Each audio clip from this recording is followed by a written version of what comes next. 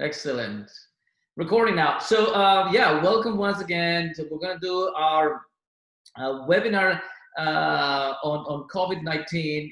Your Mercer professors were getting different questions and emails from interested students that were curious about what was going on with the economy, with the crisis, with the stock market, and so on. So we figure this is an excellent opportunity to get back in touch with our students, with our majors, with our alumni, and discuss these issues among all of us, and see if we can learn something new. I want to welcome especially our alumni. I think it's great that you guys are here. I know about many of you doing great things, either in graduate school or at at your workplace. So we're very happy to have you here. We're coming back strong in the fall. We have a lot of plans for the economics major, for the minor, out of the Center for the Study of Economics and Liberty. We do a lot of cool stuff with our students, and as Professor Lynch was saying, we want to bring now also add our alumni into those activities.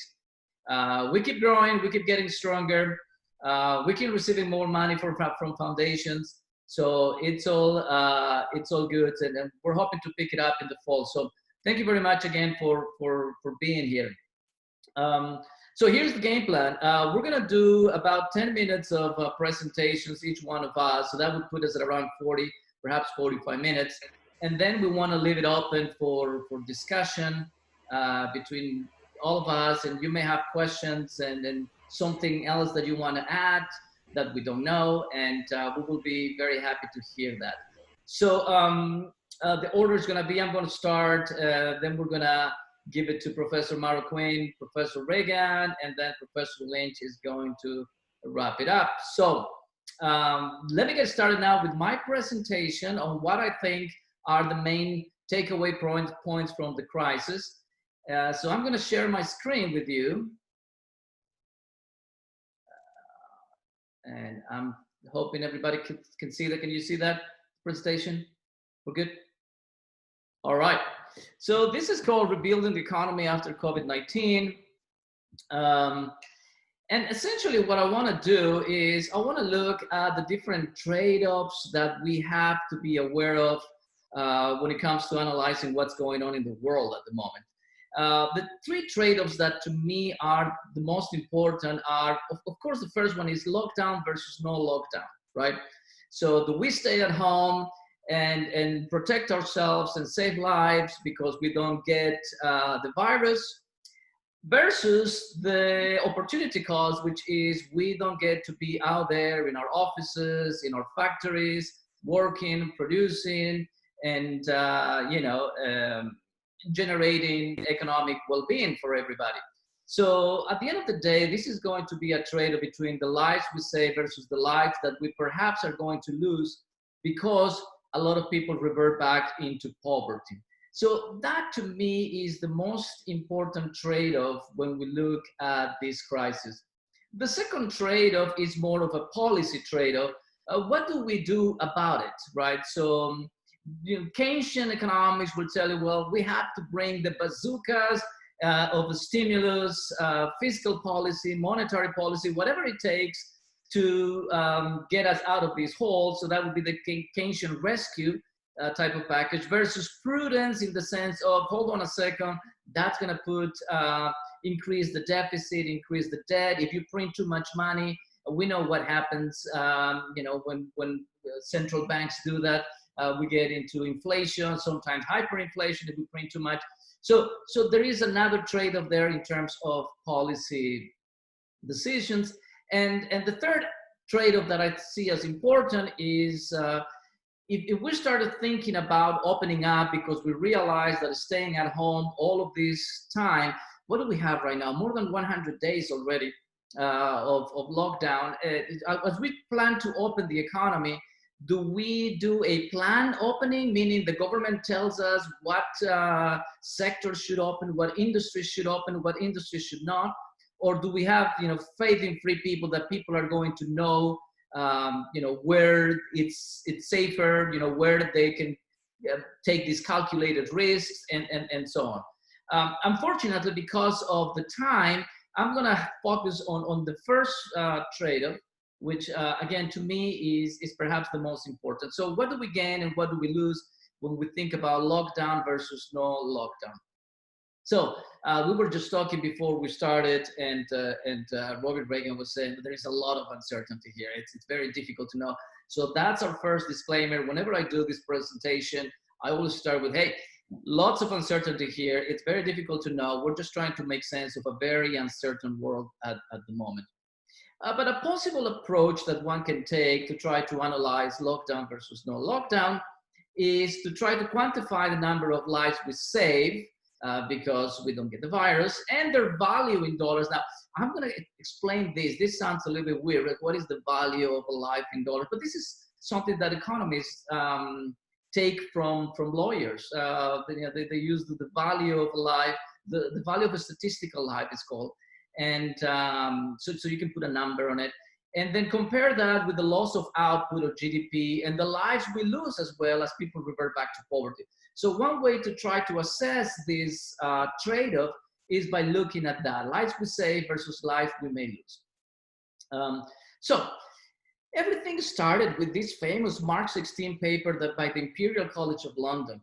And this paper was really scary. Essentially, this paper said that 2.2 million people were going to die in the US if we didn't do anything. This came out on March 16, and on March 17, if you remember, President Trump started becoming more strict about the pandemic. They started initiating the lockdowns.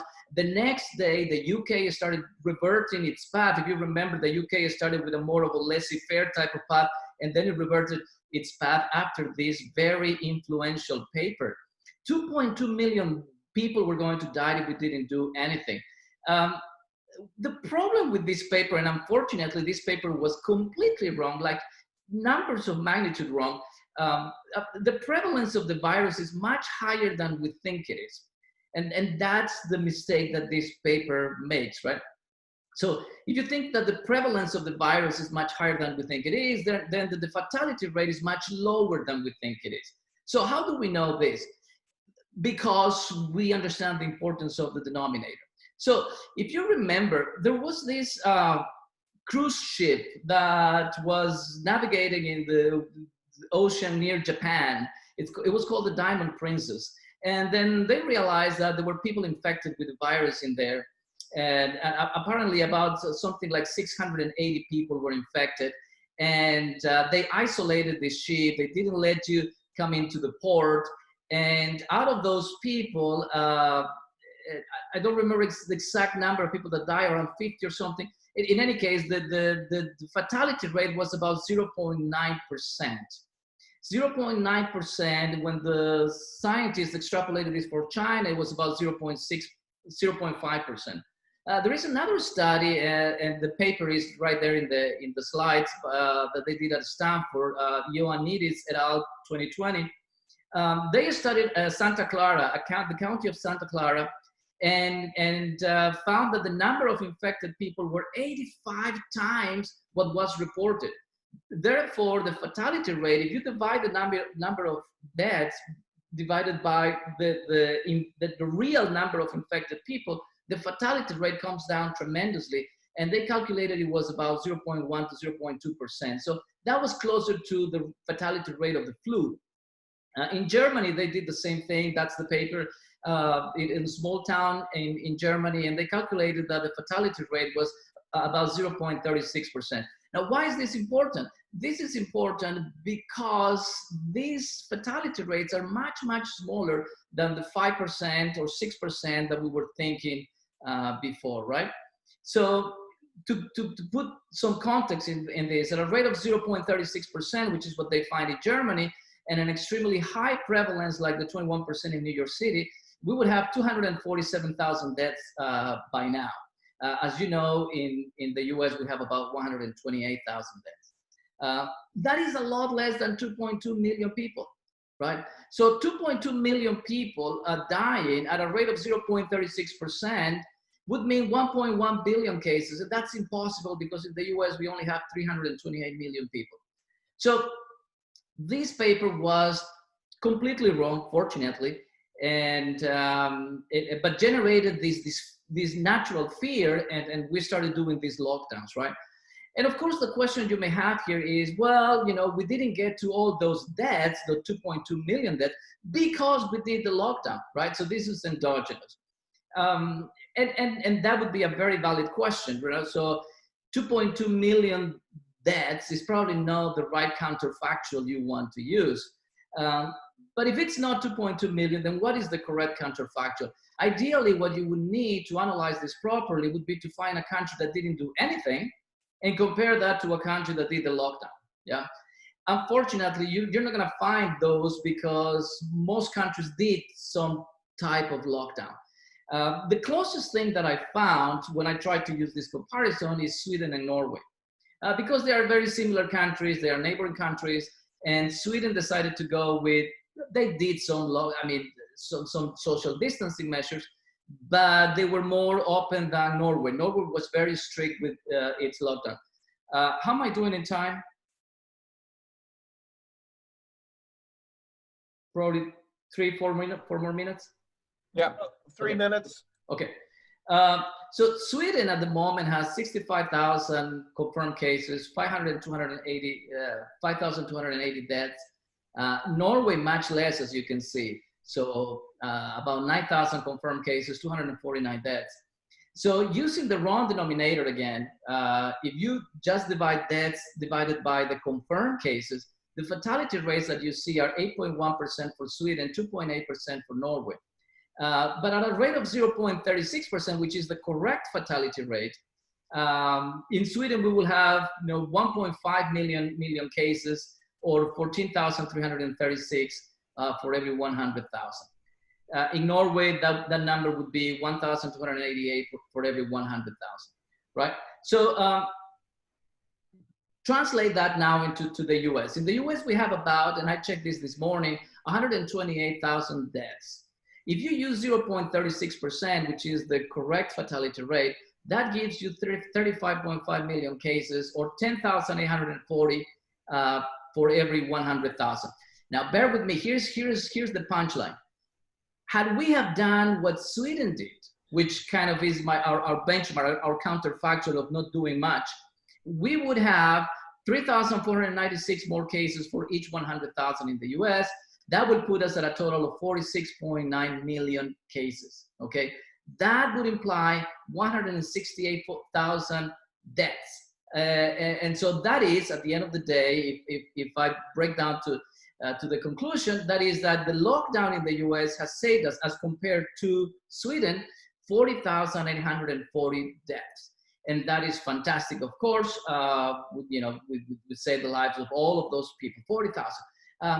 What is the value in dollars of this?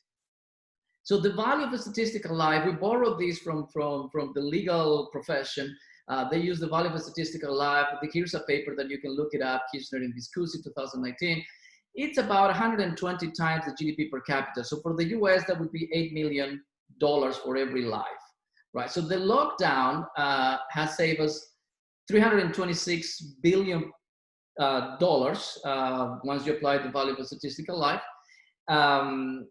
That's kind of the number that we're going to use for comparison. At what cost, though? So Goldman and Sachs estimates a drop of 10% in GDP in the next quarter, just in the next quarter, and that is $500 billion.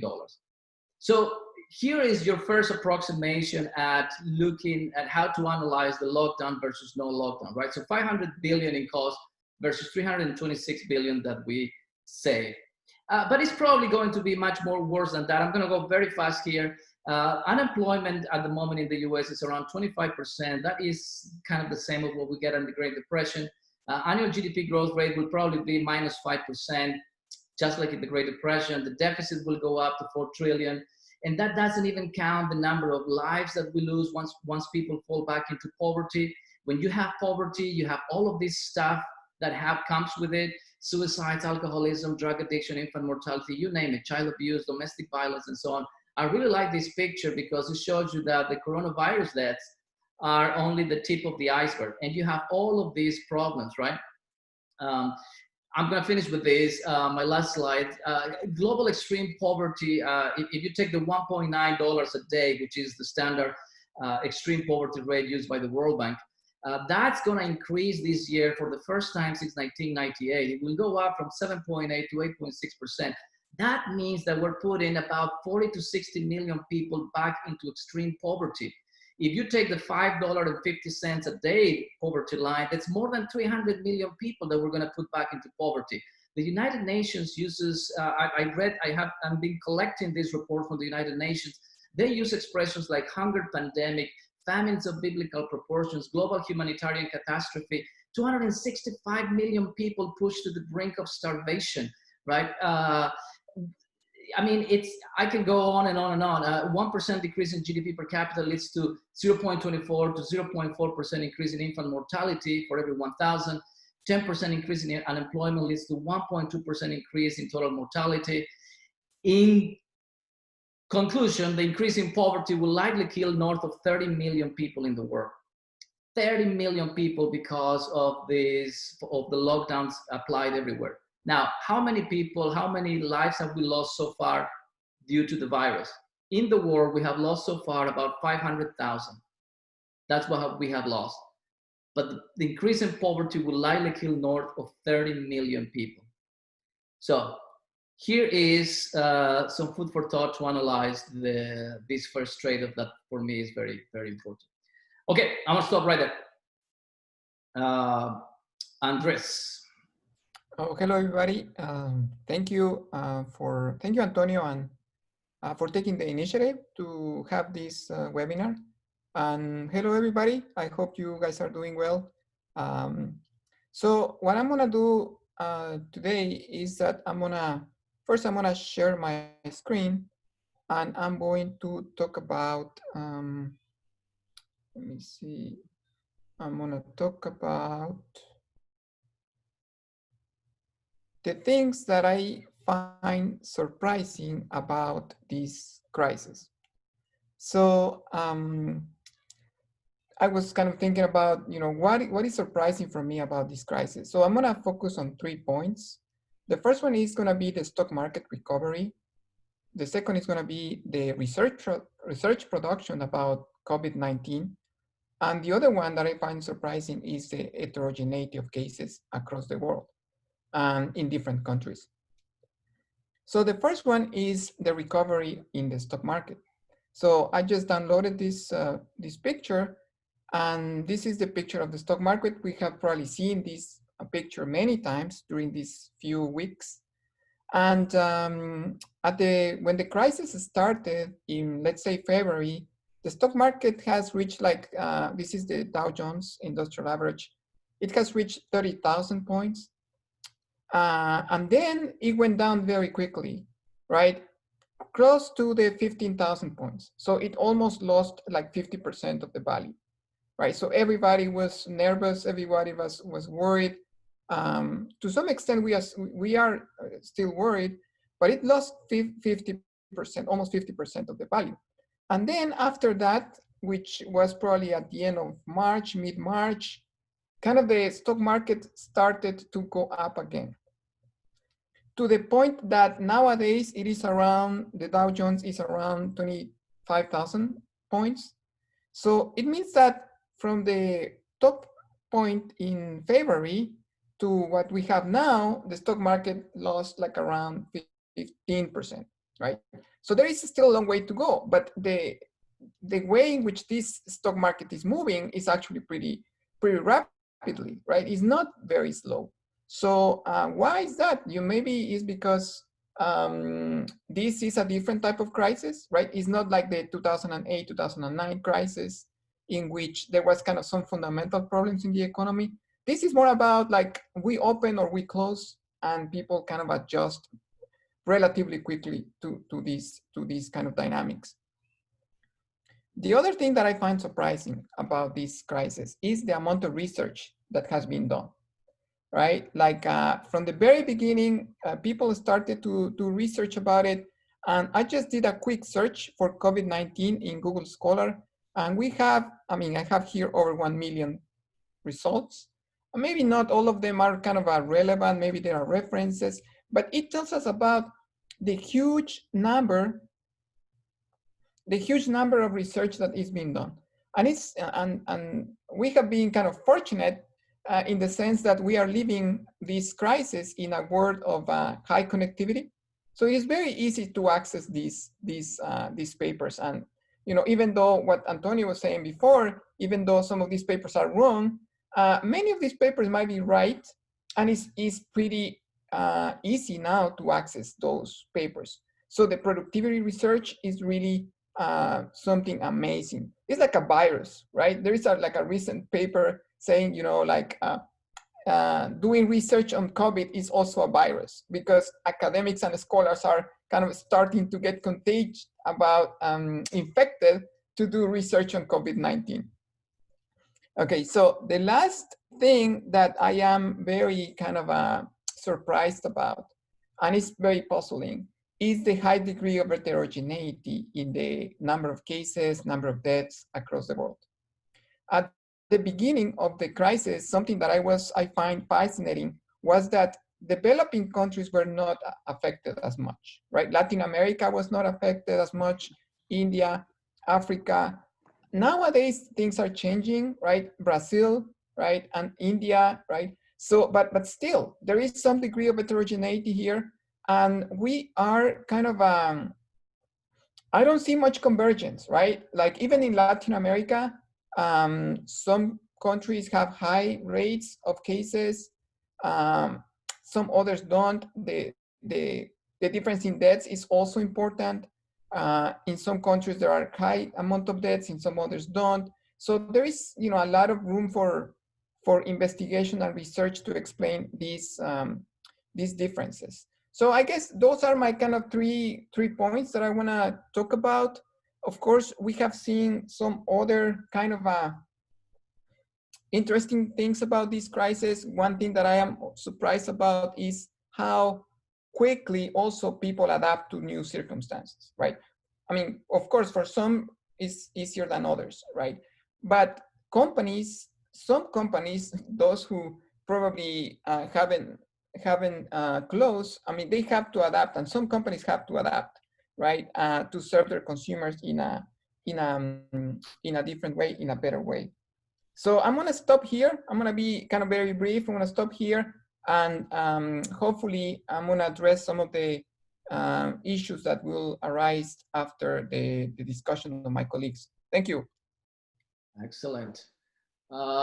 Professor Reagan. Yes, hello.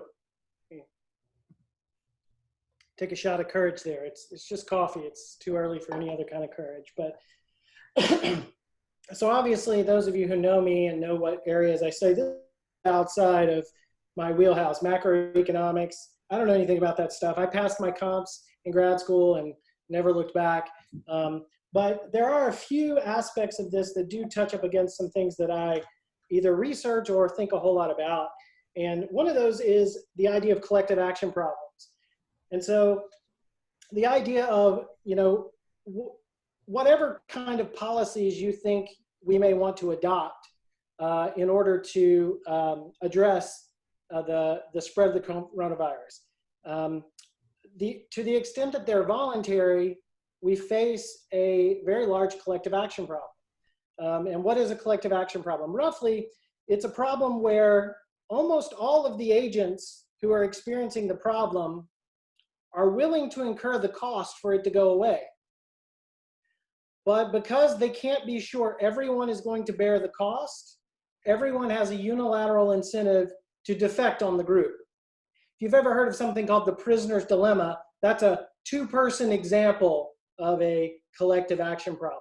And the story goes that two people are picked up near a scene of a crime, and the police take them in to interrogation rooms, put them in separate rooms and say, hey, just confess and I'll let you go, and we'll use your confession to put your partner away for 15 years, right?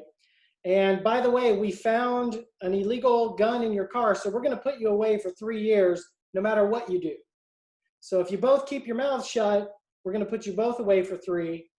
But if you just tell us you did it, you get to go free, and we let your friend go. You've seen it on every police procedural like Law and Order, right?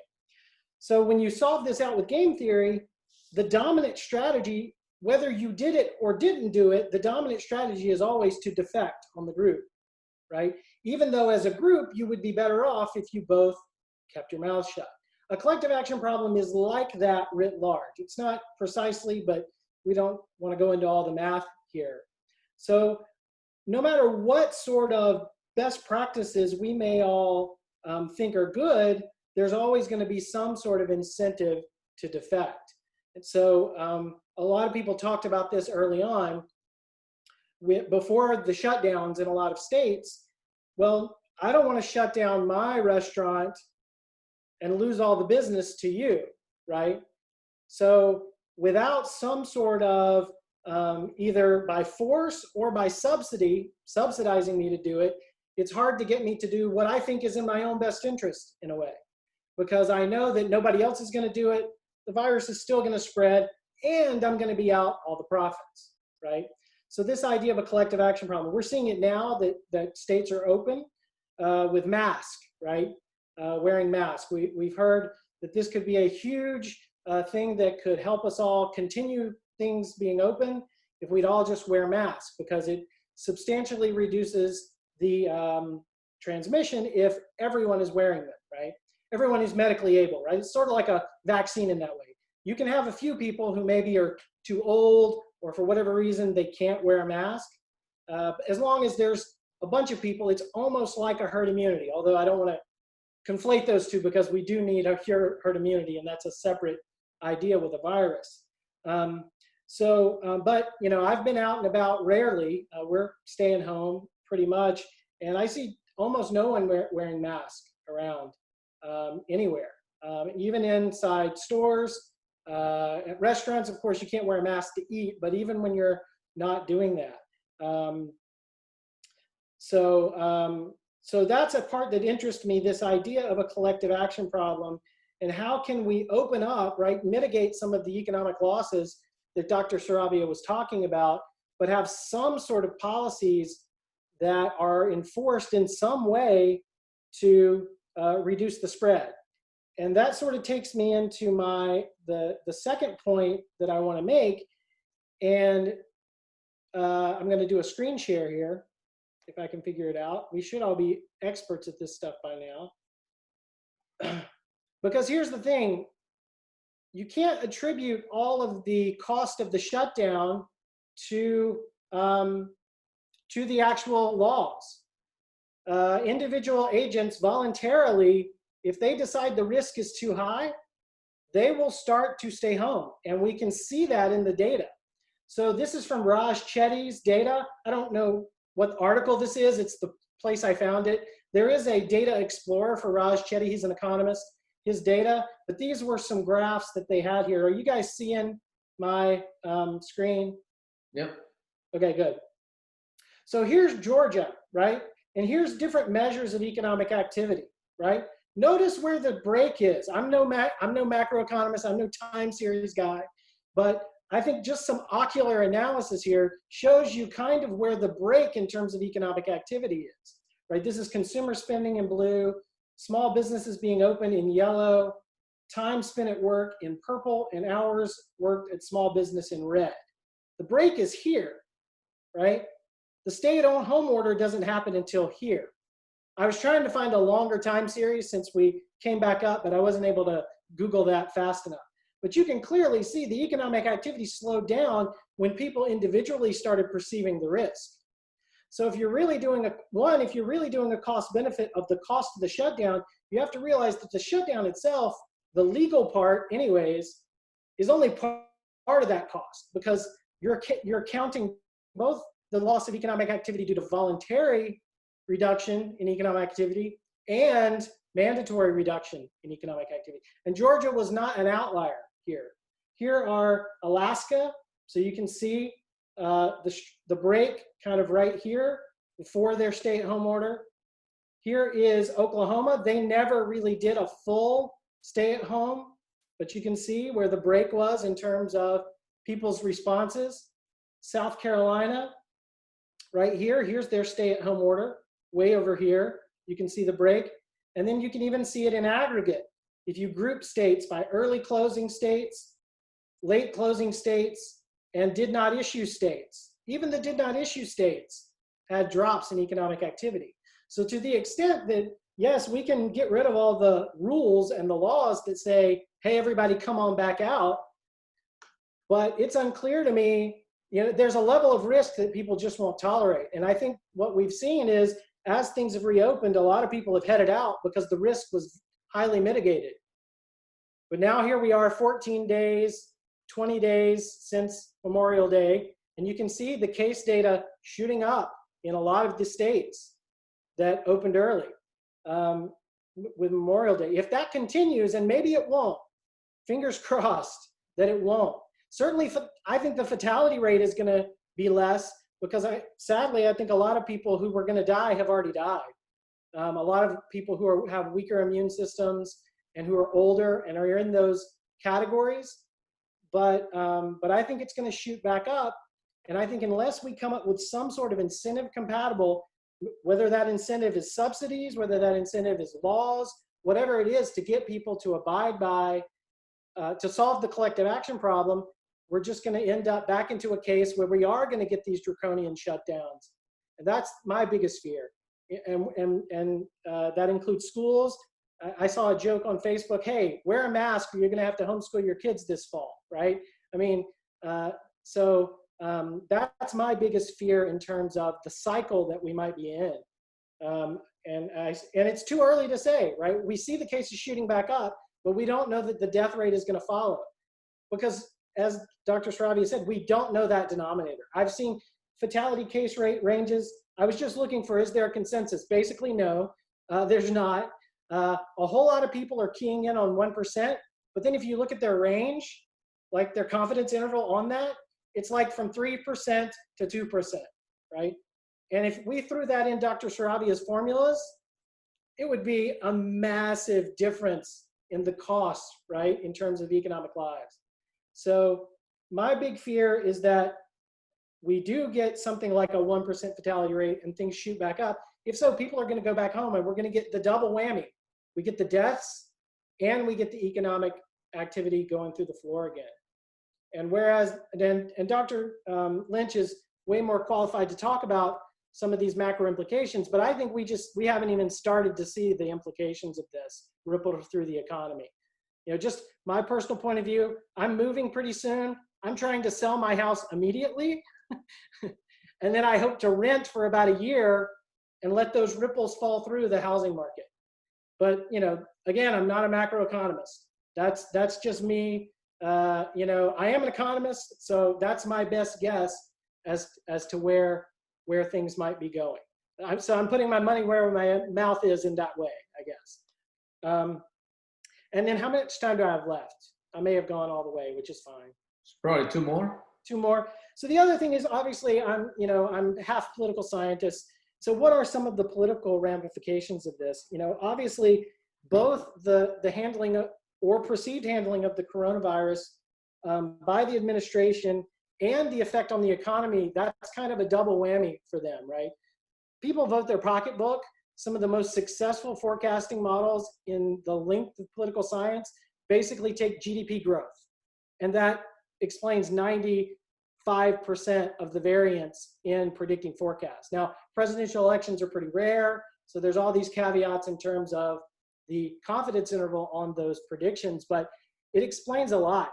James Carville had the famous quip, "It's the economy, stupid." Yeah, and so the current administration is really getting a double whammy with that. And here's the bottom line: it doesn't really matter if they're responsible or not. Voters tend to still vote that pocketbook, regardless of it. I think in general, presidents don't have a ton of actual influence over the economy in the way that a lot of voters think they do, but incumbents will certainly get rewarded or blamed for it. And so those two things, I think, don't really bode well for the incumbents of whatever party in whatever state, right? There are incumbents that hold governorships and state legislatures in Democratic states, right? They're all going to get hit really hard And I wouldn't be surprised in New York. You've already heard de Blasio. I mean, his approval rating has fallen through. You can't even see it anymore because of his handling. And again, whether or not it's his fault or not, I'll leave that to everybody to decide for themselves. But voters do tend to blame incumbents for those sorts of things. And I think I'm at my 2 minutes. Thank you, Robbie. Thank you very much. All right, Professor Lynch. Hi, everybody. It's good to reconnect with alumni from days gone by. Thank you all for being here today. And I'm learning a lot from my colleagues, so I appreciate what everyone's had to say so far. I guess I'll begin by picking up sort of where Robbie left off. I do think that there are some really rough days in front of us. The rough days that lie ahead, Robbie's data showed the significant drop off in economic activity across states and in the aggregate sense, and we're all painfully aware of just how much that happened. What followed was the Fed responded in an absolute record amount of time in providing liquidity to the marketplace. It basically flooded capital markets with liquidity. It's gone into, and I'll talk more about this later, it's gone into direct lending in some cases. It is buying corporate bonds. The Fed has done just a ton of work, trillions of dollars of stimulus from the Fed almost immediately.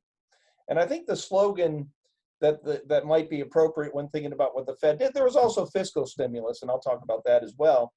But the slogan that might be appropriate is liquidity now, solvency later. I think a lot of the policies that were put in place were designed to save businesses in the short run. And many businesses, I think, are being kept afloat right now because of either direct monetary or Fed monetary or fiscal stimulus. But it can't go on forever. The Fed cannot keep pumping trillions of dollars into the economy. We know the equation of exchange doesn't support that sort of thing. So the Fed cannot continue to keep pumping trillions of dollars into the economy. And the fiscal side of things, we can't continue to keep pumping trillions of dollars in the economy. PPP ends, I believe, September 30th. There were enhanced unemployment benefits that end July 28th. What I fear is, going back to that phrase, liquidity now, solvency later, is that by the third quarter of this year, we're going to start to see business failures. And I think a lot of the business failures that we're going to see, I think it'll be across the spectrum. I think it'll be, you'll see some large public firms that have been carrying a lot of debt in say, energy or the energy sector, or perhaps in the retail sector or in the leisure and travel sector. I think you're going to see once the high wears off from the fiscal and monetary stimulus, I think you're going to start seeing widespread failures. I don't think it's going to be on a catastrophic level, but I think we're seeing the economy through slightly primrose glasses right now. They're tinted a bit primrose because we're seeing the benefits of stimulus, but those are temporary in nature. Another question I get often is, well, how long is this thing going to last? How bad is it going to get? We don't know. I think a lot of people made some interesting points about this resurgence of the virus right now. We don't know how bad it's going to be. I think the key variable to watch is hospitalization rates and ICU capacity levels. For my money, that's the variable that matters the most. I think a lot of people that are being tested, as Robbie indicated, some of the most at-risk people, we don't know what the death rate's going to look like going forward, but testing certainly is expanding, and I think you're probably seeing a lot of people with milder or maybe even no symptoms testing positive right now. So looking at just case counts to me is of limited value. I think it's important, but the most important data really deals with hospitalization rates and ICU rates. If what the political pressure to shut things down again will happen if we start seeing visual images of people waiting outside of a hospital in a wheelchair because there's no ICU bed available. When those images, if those images roll out again, there'll be incredible pressure to shut things down, particularly even with the cost that Robbie chatted about, even during an election year. So I would keep an eye on hospitalization rates and ICU capacity levels moving forward. But how long it lasts, we need a vaccine. And until there's a vaccine, this is going to be with us for a while. Another thing that I'm going to mention, I heard a very interesting interview on CNBC with a psychologist. And this psychologist talked about perhaps the permanency that this virus might have on some. Not everybody. I mean, I think a lot of people, particularly young people, people in their 20s, you young whippersnappers in the audience, you might roll right through this. But some people are really being psychologically scarred by this virus, by the images. Some families are losing multiple members of the family to the virus. So there's some fear that the hesitancy that people have to mingle in crowds, to live in densely populated areas, to go into crowded supermarkets, that hesitancy may be with us for a while, even after a vaccine has been found, because there has been some psychological scarring that has taken place as a result of this. So I thought that was kind of an interesting thing. And as we're thinking about the longer run analysis, I think it's important to realize that while a vaccine is going to, Lord knows we need one, some of the scarring may linger beyond the introduction and distribution of a vaccine. The last couple of things I want to chat about today, and I'm just kind of talking about things that I find of interest. There are really three things that I think are important to think about from a long run perspective. The first fear that I have is that we're going to see heightened nationalism as a result of this virus. Right now, Europe, for example, is contemplating closing its borders to the United States again. There are some restrictions now, but there's a lot of momentum to do that. And I wouldn't blame them given the case counts that you're seeing in the United States. But I think countries are going to be very careful about their borders moving forward as a result of this virus. And it could be because of some of the psychological scarring that we've chatted about. If someone comes in from Brazil, there may be a hesitancy to let folks into a country that come from Brazil or from the United States or other places where there are high case counts. We've seen a lot of anti-Chinese sentiment in the United States. I think there's going to be we already had this wave of nationalism kind of sweeping through the geopolitical landscape. Leaders in Brazil, the United States, Great Britain, Turkey, Austria, there's this movement towards nationalism, and I think the virus is going to accelerate that movement. And I don't think it's going to do so in sort of a mean-spirited way. Perhaps it may in some cases, but I think this notion of protecting your borders from this virus is going to ripple through and have economic effects.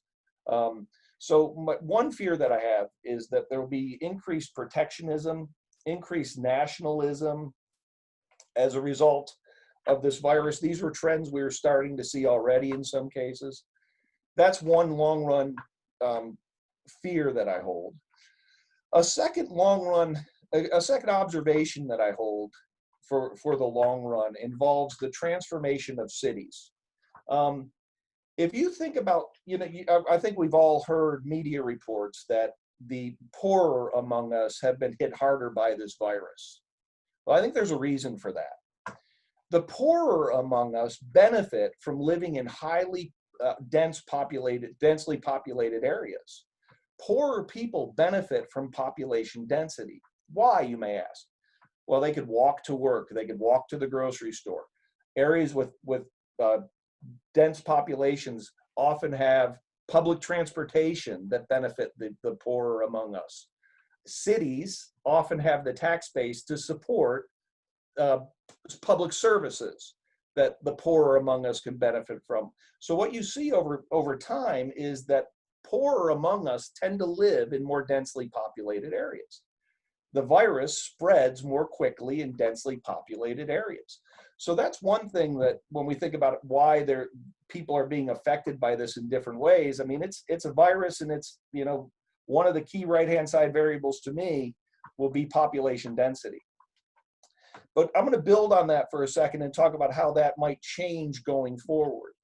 I've noted that many people have observed that many people are moving out of, people who have the ability to do so are choosing to move out of populated areas. And it could be directly related to the virus. There are folks in New York City that have gotten out of New York City and they're never coming back. A lot of companies have announced work from home opportunities.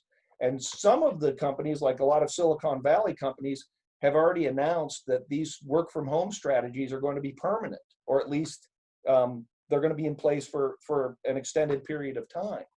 So here's the problem that cities face. I see the importance of commercial real estate in city centers diminishing as firms adopt work from home strategies. The importance of going to work, meeting in a central location to work, is no longer as important as it once was. Major US cities formed because of their location to transportation routes. You think about most major US cities, they're located in coastal areas. You know, those are going to be your shipping routes.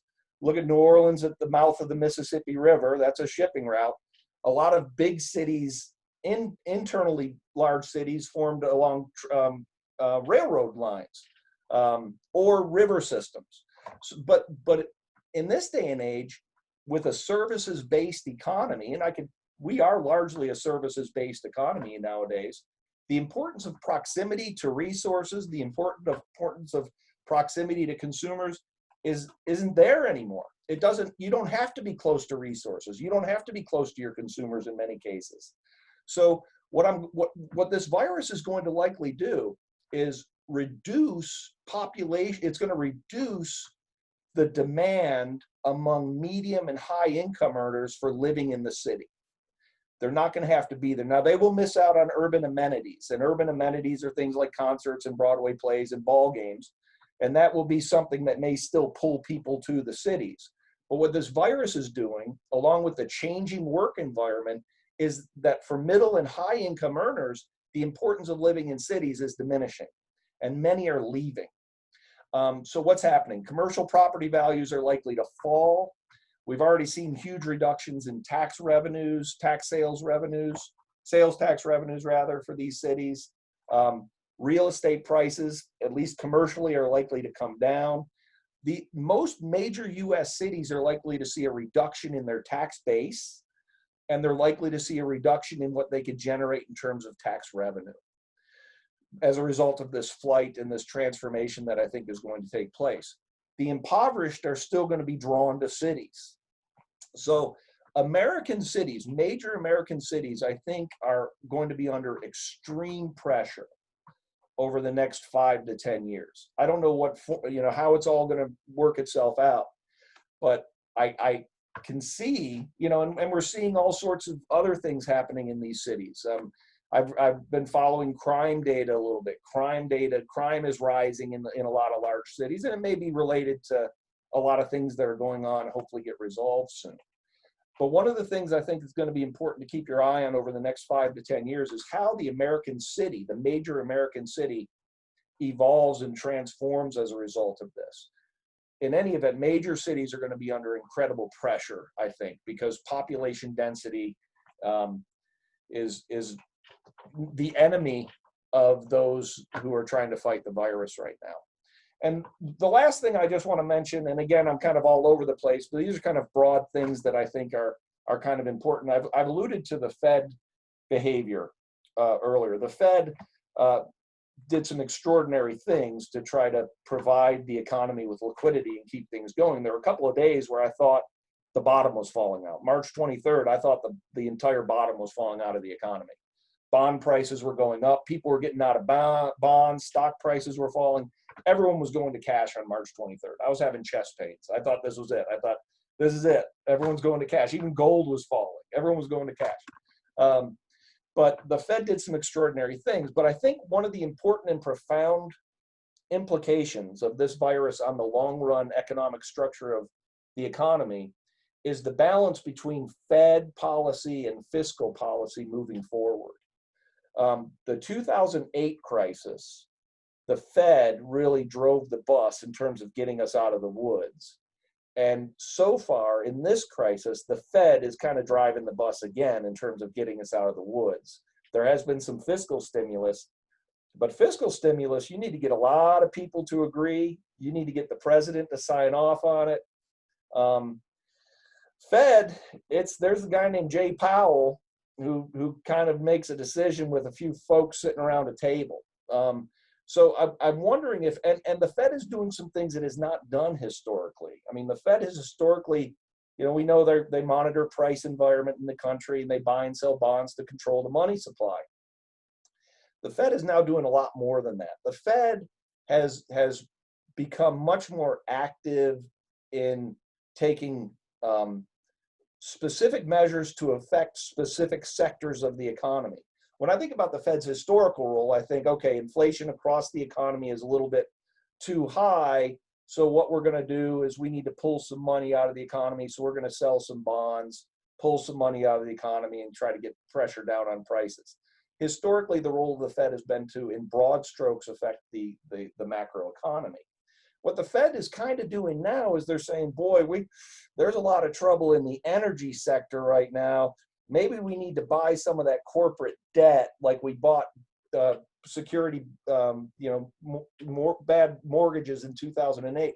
Let's buy some of that bad debt in the energy sector to keep those firms afloat. Or maybe we need to buy some bad debt from Hertz Global to keep the rent-a-car. So the Fed is kind of in a dangerous territory now of kind of picking winners in different sectors of the economy. The role of the Fed has changed in a really prominent way, important way in the last 30 years. So I think, okay, so kind of summarizing what I think the broad implications moving forward might be.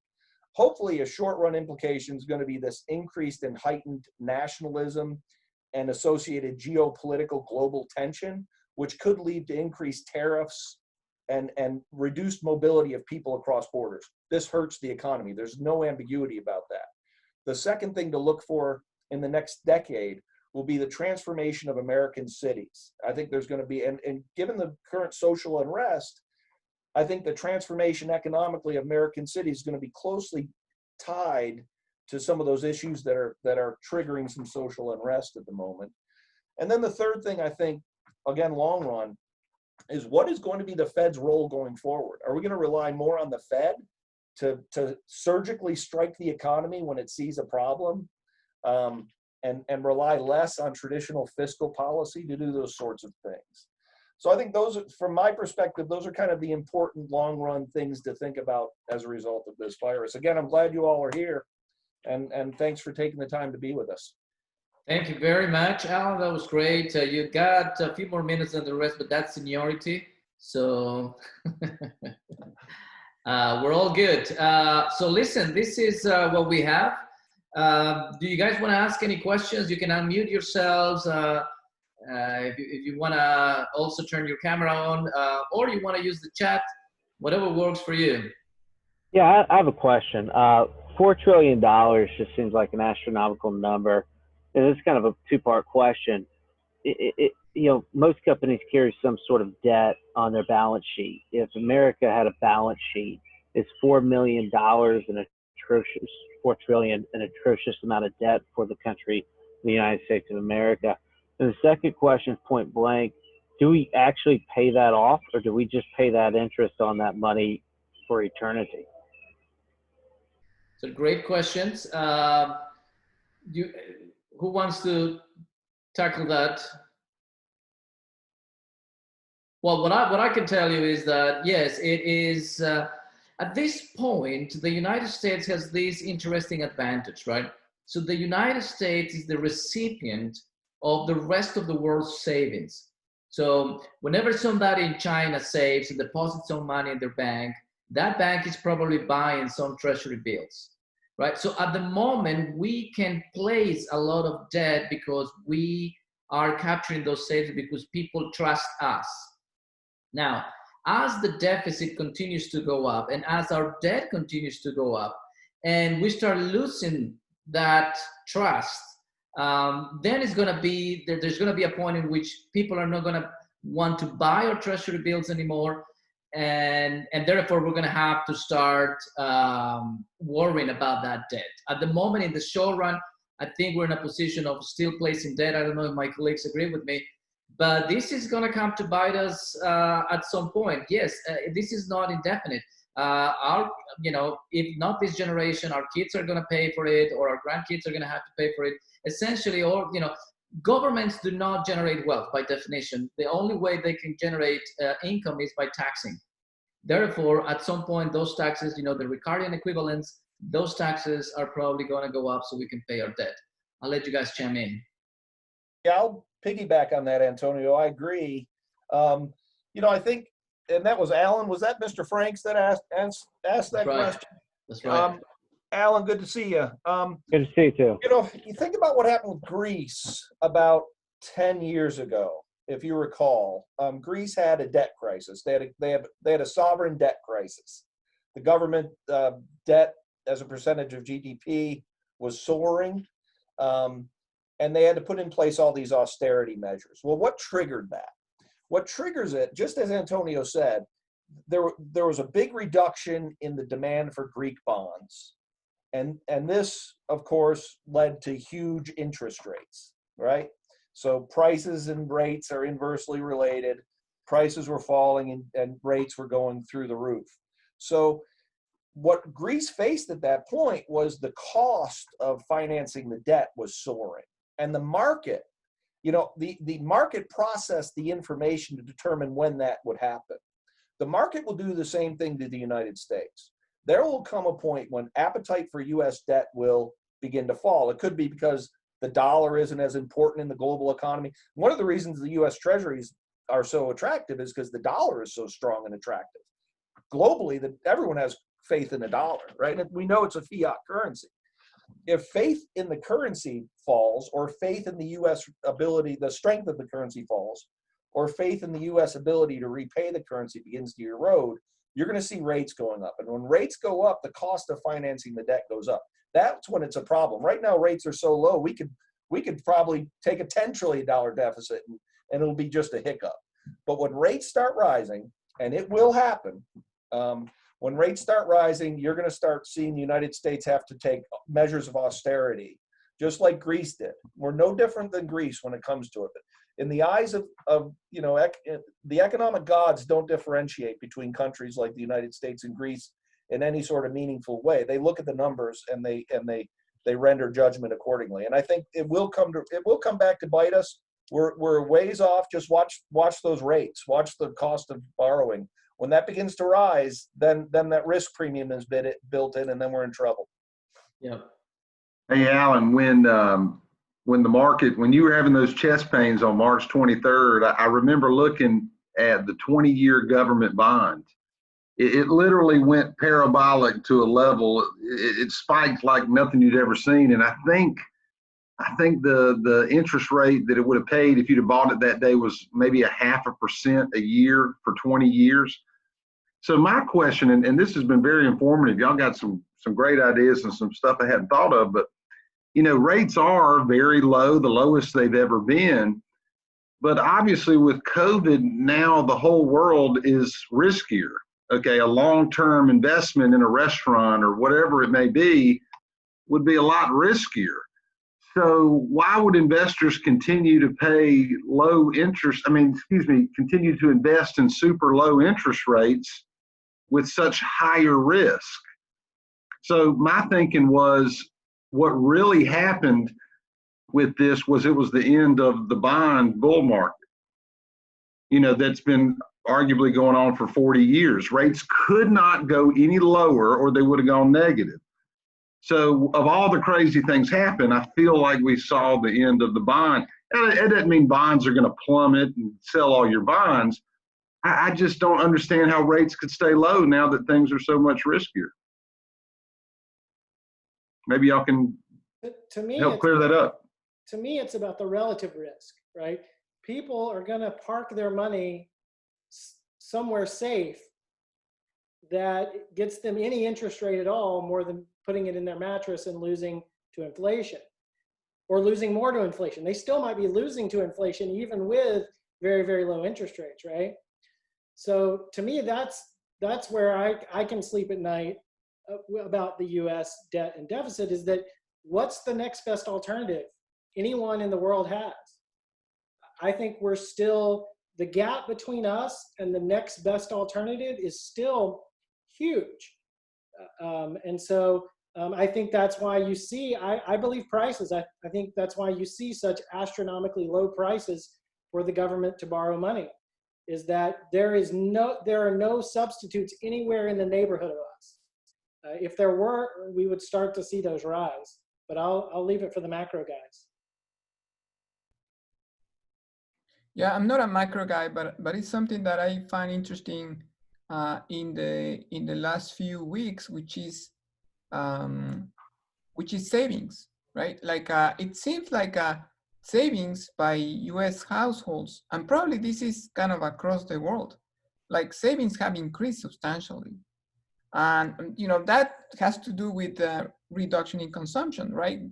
People are not going to spend their money in restaurants. They are not buying the car. They are not buying gasoline, right? I remember, like, I have bought gasoline like probably twice in the last couple of months, right? Or maybe 3 months.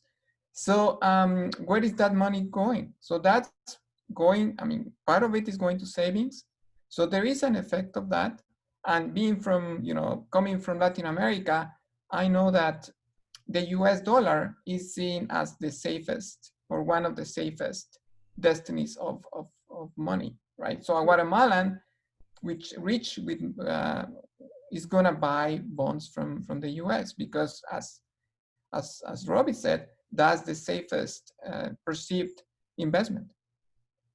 Right. And by the way, that's one of the reasons why we don't worry as much and we can sleep at night in terms of inflation. I mean, in any other country, the central bank prints $3 trillion in 2008, and then a few years later it prints $1.5 trillion again.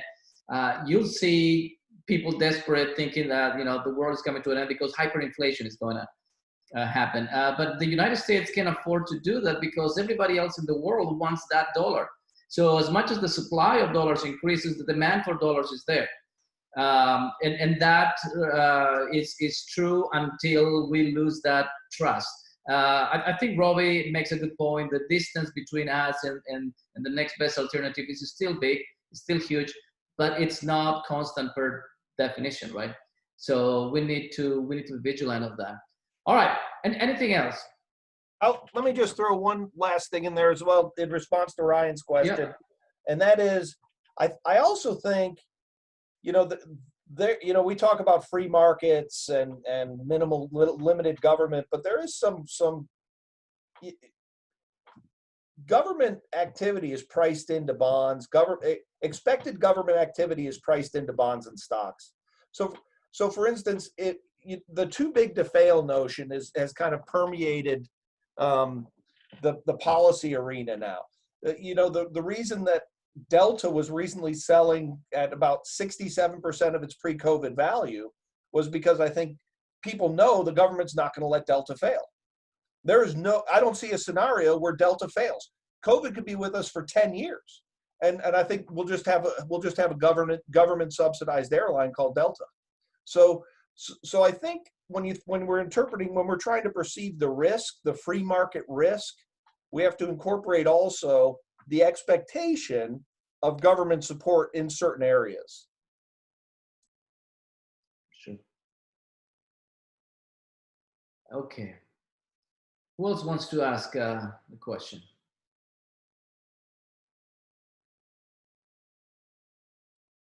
Just jump in. Maybe while we wait for somebody, and just interrupt me anytime, right? Because I'm just flinging the time here. But one thing that caught my interest from Robbie's presentation, when you see those people going in self-lockdown, right, before the state mandates, one of the things that we have to keep in mind, I think, is that in the United States, more or less people can afford to do that. I mean, and I think Andres has this data. In the United States, close to 45% of the people can work from home. But in many other in the rest of the world, you cannot. In Bolivia, only 10% of the people can work at home. So you wouldn't, if you had that data for other countries, you wouldn't have seen people going into lockdown just because they could not afford to do it. These are people, I mean, we're talking about countries in which 80% of the GDP is generated in the informal economy. So, you got to go out and work because you don't eat that day. And in those countries, because people they have to be out there, then you have those draconian measures imposed by their governments because we have to force people to stay in. And I think that makes an important difference in terms of the psychological scar that Alan was talking about, right? We here in the first world have some type of, we're going to have some type of psychological scar, but in the rest of the world is going to be the scar of, remember the pandemic, I got only to eat one piece of bread a day. Yeah, that is I think also important. I want to share a story if we got time. Go ahead. Some of you know I'm a financial advisor and help people with retirement money. And March was the most brutal month ever. Okay. I mean, it was so difficult because it fell 35% in 23 days. Okay. I never thought I would have seen that. But here's the story I think is interesting. Within 24 to 48 hours, and I was at the market bottom. Okay. The craziest things were happening. I had a couple of grown men text me that they were scared, okay? I had clients asking if they needed to go to the bank and withdraw $5,000, $10,000 to have cash. I heard people were running to the gun stores looking for assault rifles and shotguns, okay? And I also had a couple of people tell me it was the apocalypse and quote revelations to me. And I went home that night just utterly exhausted. And all of that just came to this giant crescendo, which of course led to the greatest rally of all time. So it's just, when you get those chest pains, that's your buy signal. It was the greatest buy of a lifetime, and it was the scariest moment, I mean, that any investor had probably ever seen. So, I'm not saying kick yourself. I mean, there's not a lot of money to be found when the market is like that. You look around, but I just couldn't believe it. It was the most emotional, panic, fear-driven thing ever. We all, if it would have been all of us in a group, we would have said, hey, look to your left, look to your right. One of us is going down for Corona. And it never really panned out that way. And people are getting sick, and it's bad. But it was just amazing how dislocated reality got from the fear. I mean, Home Depot stock went to 150, and now it's 245. It was the only place to go during the pandemic, was to Home Depot. So there was just this huge dislocation of what things were worth and all that. So anyway, that was wild, and it was here we are on the other side of it. Yeah. Yep. Yeah, that was a scary day. I remember March 23rd. You and I had a conversation about it on Facebook, and it was. I'd never, I've been studying economics a little bit now, and I'd never seen a day quite like that. It was scary. For 2 weeks, I think they halted the market like for 15 minutes, maybe 5 times, and it was just. I mean, really did. I mean, people thought it was the apocalypse. And I will tell you something else, and this is talking about psychology, and this is not me getting political, maybe a little bit it is, but I actually think a tremendous amount of people have really bad paranoia triggered by what has happened.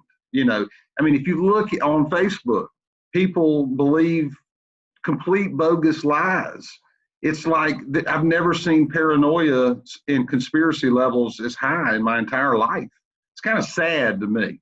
I don't know if y'all are seeing it that way, but, I just can't help but think that the COVID outbreak really triggered a lot of paranoia, anxiety, depression, you name it. I think it's been a psychological disaster for a lot of people. I mean, imagine having germ OCD. And I mean, you know, it would be a nightmare, you know, and I say that compassionately, you know. Understood. Yep. So why don't we do the following? Why don't we each of us take about 2-3 minutes to give our final thoughts and perhaps some forecast advice or something that you think would be useful for our eco majors, for the audience today to take with them after this conversation. So I'm gonna let you start, Robbie, and then we'll go from there. Yeah, I have a ton of closing things. I threw the link to the Raj Chetty database explorer over in the chat. So it's tracktherecovery.org. So it's really interesting. They have all sorts of different economic indicators, and you can put up all these different events that have happened. You can go state by state, you can go industry by industry. And so you can see how consumer spending, even in states that never closed, still hasn't returned to the pre-COVID level. So that's the only thing. And again, my big worry is that we won't find, in the countries that have managed to get their cases way down, and those countries are testing in a random way that they know. We can't do that yet, or haven't. Their economic activity has been able to return, and my fear is we'll get the double whammy. We won't get the economic activity returning because we won't get people, the risk, whether it be accurately perceived or inaccurately perceived, that risk will depress economic activity, and we'll get that double whammy. That's my big fear right now, and I hope we find some way to get out of it, or I hope it just all goes away, as we've all been hoping. Excellent. Andres? Yeah, so things to look for the near future. To me, I am kind of surprised by, well, not really surprised, but it's kind of shocked by this kind of increase in cases in the US, right? Like we are talking about 45,000, 44,000 a day. So that's, in Latin America, there are like 500 cases a day. So we are talking about a huge, but I think people are starting to think about deaths, right? Because even though cases are increasing in the US, like there is some kind of people going outside, kind of maybe going to the parks and going out in general. So it seems like people, even though they see increasing in cases, they might think, well, maybe I'm not gonna die of it. So you see that. Of course, it's interesting to compare with countries like Germany, Italy, Spain, that the number of cases have gone down, of daily cases has gone down tremendously. So what is interesting about this in the future, what we can learn about this, I mean, from an economics perspective, is just amazing, right? The amount of information, the amount of understanding, the amount of discussion that we have had about this is just incredible. A lot of things to learn. Particular industries that I am very interested is higher education, right? So what is higher education gonna look like in 5 years from now, 10 years from now? How universities are gonna kind of keep their pace in this current crisis? I mean, that is something that interested me. Yeah, thank you. Alan? Yeah. I think it's, for me, in 3 or 4 years, I think my life is going to be a lot better than it is today. And I think in 3 or 4 years, my life is going to be better than it would have been had there been no coronavirus. I think we're always moving forward. And I think it's important to realize, Ryan was talking about all the psychological scarring and issues going on around the virus. I think, this is temporary. This is temporary. We're still moving forward in the long run. And I think each one of you will find that your life in 3 years is better than it is today, and it's better than it was before the coronavirus struck. So I think it's important to be optimistic in the midst of all this and realize that, market-based economies generally do well, come out of these things well. And I think it's also my younger folks out there, remember that Real wages are pretty much directly proportional to marginal productivity. So as you think about where you want to go in life, there are some fundamental ideas in economics that have not changed. You want to be good at doing something, you want to be productive, and you want to be, if you want to make a lot of money, be productive doing things that society values. If you keep that in mind, say, I want to get good at doing something to make a lot of money. I want to get good at doing something that society values. You're going to make some good money in life. So those principles have not changed. The structure of the economy is still very sound. And to close on an optimistic note, I think in 3 or 4 years, we're all going to be in much better places than we are today. Excellent. For my part, I just want to say, it's, you know, when we face challenges like these and crises like this, I always thank myself of choosing economics, choosing to be an economist, because economics gives me these tools that I have to analyze what's going on in terms of trade-offs. I mean, the name of the game here is trade-offs. You cannot have everything you want at the same time. We would like to drop to zero the number of cases, the number of fatalities due to the coronavirus. But on the other hand, we know that we cannot stay at home, you know, for indefinitely, because that reduces our options to produce, to generate wealth, to keep raising the standards of living. I mean, look, the poverty rate, the extreme poverty rate was forecasted to be 7.8% this year. That's amazing. We went down from 40% in 1990 to 7.8% this year. Well, unfortunately, that's no longer going to be the rate. The rate is going to be 8.6%, which means that we're going to have between 40 and 60 more million people in poverty. So because I study economics, because I know about trade-offs, I know that I have to analyze these things. When it comes to what we do, when it comes to policies, right? Do we bring all the bazookas, the Fed printing money, the government generating deficit, borrowing money? Well, at some point, we're going to have to pay for that. And we are in this, we are able to understand these trade-offs because we study economics. So, you know, people say, let the expert tell us what to do. Well, some of those experts ought to be economists, because we look at those trade-offs, right?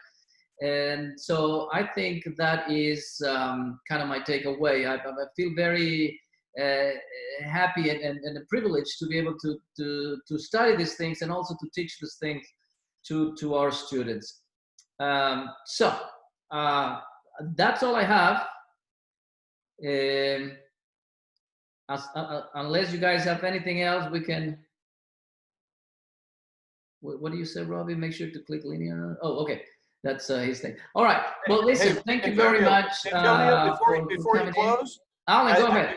Yeah, before you close, I think you ought to give everyone what the website is for the center, so our alumni can take a look at the center website and see all the great stuff we have going on. Very good. Thank you very much. So the website is CSEL. I'm gonna actually share it with you guys so you can see it. So you can get the address. You'll have to share your screen. Yeah, there we go. Oh, can you see it right there? So it's csel.mercer.edu. You're going to have plenty of information there about what we do in terms of student engagement, our research grants, our speaker series, and then all of these programs that we were supposed to start last semester. And we couldn't because we went online, but it's all of this program about K-12 economic education. And we have the Middle Georgia Economic Outlook Survey with all the reports available here. You can download all of the reports starting in 2014. So this measures economic sentiment among businesses in Middle Georgia. So please check us out and keep in touch, everybody. Thank you very much for stopping by. Good to see you all. And this is recording, and I'm going to put it on the website as well. So thank you again. Bye-bye, everybody. Thanks, everyone. That was awesome. Thank you. Alan, you're muted. Thank you. Thomas Perez. Thomas, did you want to ask a question?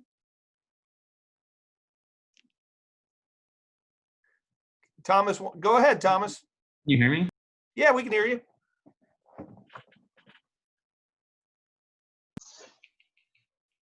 you hear me now? Is Yes. this good? All right, great. I just wanted to ask one quick question. So personally, I prefer classes face-to-face. The whole online thing, I got used to it, but it wasn't my favorite. So with classes returning back to face-to-face in person, do you think that's a smart idea with there being so many new cases in the Southeast with record highs? Do you think that's a smart move, or what does everyone think, I guess? That's my question. I'll go ahead and answer. I think the university is doing everything it can to ensure that the classroom environment is going to be safe.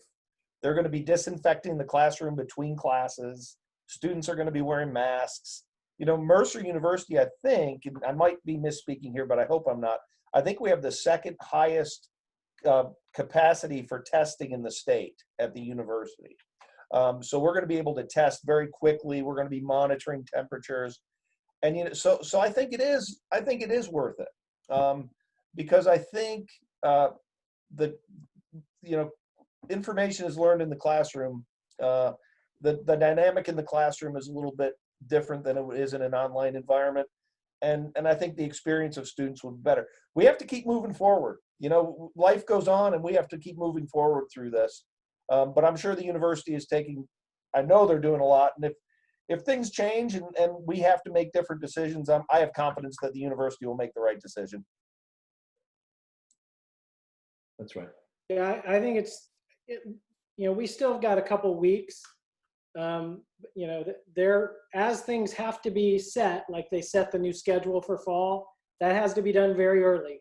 So I think they're rightfully holding off until we get as much data as we can. And it's just like, when you're playing poker or whatever, you try to make the best call you can when the chips go in. And that's what they're going to do. And they may end up being wrong, but that happens sometimes. There's type 1 and type 2 error. But I think I think that ultimately they'll make the best call possible given the data, and then we'll go from there. Hopefully it doesn't spike back up and we're able to ride it in. Yeah. I'm not hopeful personally, if you ask me to make a bet, but thankfully I don't have to make that call, and there's no consequences for me making that call. So, but I do have my fingers crossed because I want to be back. I want to, but I'm just a little pessimistic right now. And one more question. Do you guys all have epidemic clauses now in your syllabus and social distancing clauses? They haven't given us the exact wording quite yet, but I'm sure there will be. There will be. We just don't have those guidelines yet. Yeah. I mean, undoubtedly, there's going to be a risk. You cannot eliminate it. I mean, it's never going to go down to zero. But as Alan said, we need to move on. When I say buying an email and I'm writing, looking forward to see or whatever, and I tend to write stay safe. But I would really like to write, make the right decision between risk and safety. That would be my goodbye. Because staying safe is not optimal. Staying 100% safe is never the optimal decision. You need to bear some risk, as Ryan knows very well, risk and reward, right? So we're going to go back. We're going to try to do the best that we can. And we're going to face some risk, yes, but I think we need to move on. We accept death all the time in public policy. Right. We accept death all the time in public policy. When I was a kid, the speed limit on the interstates was 55 miles an hour. Today, it's 70 miles an hour. That 15-mile increase in the speed limit, when the policy was enacted, policymakers knew more people would die. Everyone agreed to it. We agreed we all wanted to drive faster, accepting an increased probability, albeit a very small one, and we could control some of that based on our personal driving behavior. But policymakers, death is factored into policy decisions all the time. If we never wanted anyone to die, the speed limits on I-75 should be 20 miles an hour. Why don't we reduce the speed limit on I-75 to 20 miles an hour? Then I can be certain that no one will ever die. Well, we would go crazy if that happened. We accept the risk of dying on the interstate so we can move goods and services more quickly across the surface. So, risk is always with us. We need to be smart. We need to make good decisions. We don't want to accept unusually high risks without an appropriate payoff on the other side. But we're going to be okay. We're going to get through this. And, but risk is part of, there'll be risks in your life every day for the rest of your life. So in a sense, this is a good case study on how to make decisions in a risky world. I tell people a lot of times when they're worried about something, I was like, first go look up what the risk is of death from an automobile accident per mile, because you'll accept that risk without thought. You don't even think about what the benefit is, right? So that should be your baseline, right? Anytime you're going to get worried about something, if the risk of it is less than that, because you will accept that risk to go get some eggs at the store. You'll accept it for that small payoff. You'll accept those kind of risks. So I think it's a great way to get perspective and to kind of hone your sights on what is a high amount or low amount of risk in terms of this sort of thing, is just realize what you accept almost without thought and kind of go from there. So I think it's a great example, Alan. I want to add one thing, and I know we're about out of time. Did y'all go over, I was a little bit late, did y'all go over the effects of social media in this panic and kind of how it sped everything up? One thing I see as a problem is there's a lot of peer pressure in the world because, you talked about speed limits and stuff like that. I mean, there was some hesitancy for seatbelts at one point too. And now we've got the same thing with masks. And I've heard the argument that, well, the same argument for masks is the same argument they were making for seatbelts. I shouldn't have to wear a seatbelt and all that. Now, regardless of what you think on that, the peer pressure I'm talking about comes from social media and how politicized everything and how polarized everything is. I mean, there's a correlation. People out there think if you wear a mask, that means you're in the Democratic Party. If you don't wear a mask, it means you're a Republican.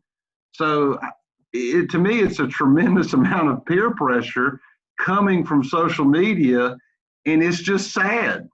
It's crazy. I mean, you can't talk about, safety measures without it being politicized. You can't talk about racial issues without it being politicized. So to me, it's just the wildest thing, and I don't know how it all gets worked out. But you see what I mean? It's weird. There's pressure to believe certain ways and all that. And I think it's actually drawn a lot of people more towards the middle, and who knows what happens come election time. Well, we have a new faculty member coming in the fall who is an expert in social media and its influence on different things like buying behavior and politics. So maybe we'll have to bring Laura with us the next one of these we do. So would be great. Listen, it's 6:29. We promised to go until 6:30, so this is fantastic. All right. I'm going to say bye to everybody, and thank you very much to all of you. Bye-bye. Bye, guys.